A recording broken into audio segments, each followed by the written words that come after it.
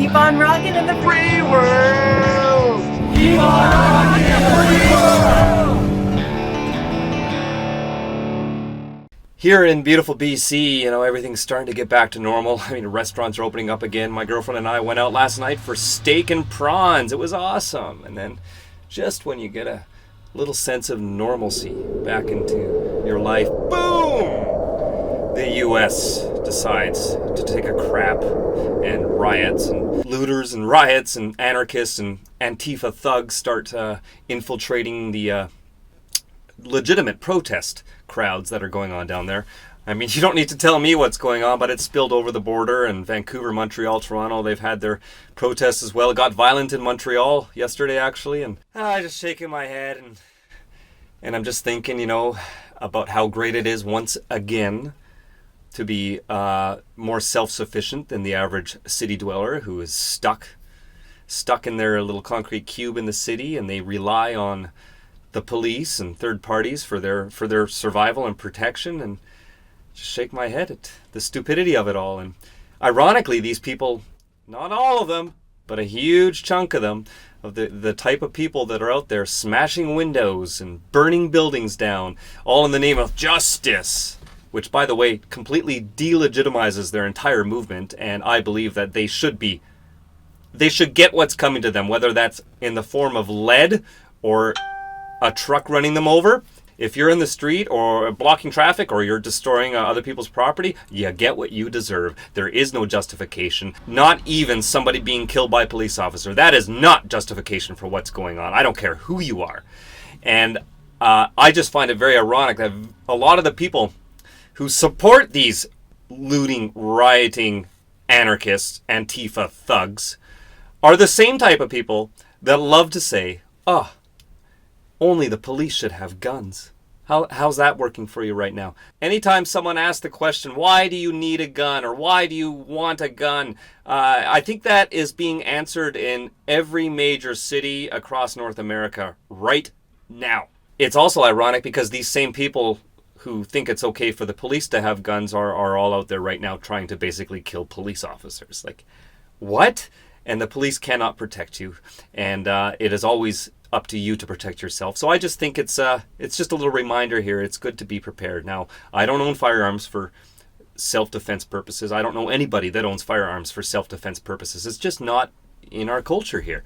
I own them for target practice and sport shooting, and next year I want to take my hunting course and I want to learn how to go hunting as well. Those are the two main reasons firearms are designed, marketed, and sold. But when shit hits the fan, if you've got a baseball bat, a golf club, a kitchen knife, or a rifle to defend yourself, your life, your business, your property, your family, then, you're better off to have it than not have it. And I don't know anybody that can argue with that logic. And if you do, then go see a doctor. I think it's also interesting that all the people that were supporting lockdowns, and they had no problems with forcing businesses to be closed, and they're ratting on their neighbors for going to the park with their kids or having people over for beers in their backyard and getting too close to each other. All those type of people that were mad that some of us would go out protest against the government lockdowns and the tyranny and the curtailment of our civil liberties. All of them who think that that's unacceptable suddenly think it's perfectly okay to gather in mobs of thousands of people and burn buildings down. That's okay, apparently. But fighting for our freedom and against government overreach, that's not okay?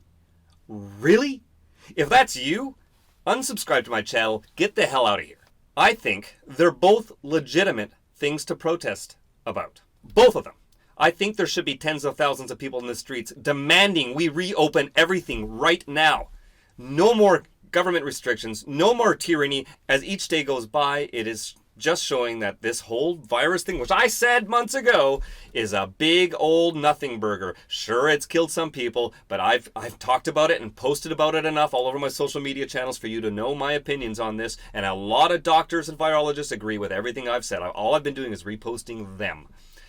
And this was all overblown, overhyped, and all of the lockdowns and all the restrictions were completely unnecessary, save for a few hot spots. But it was never something that had to be done on a national, international scale. So, That being said, it is legitimate to go out and protest against government lockdowns. Absolutely, I support you. It is legitimate to go out and protest against police brutality or someone, dying at the hands of police. I support you.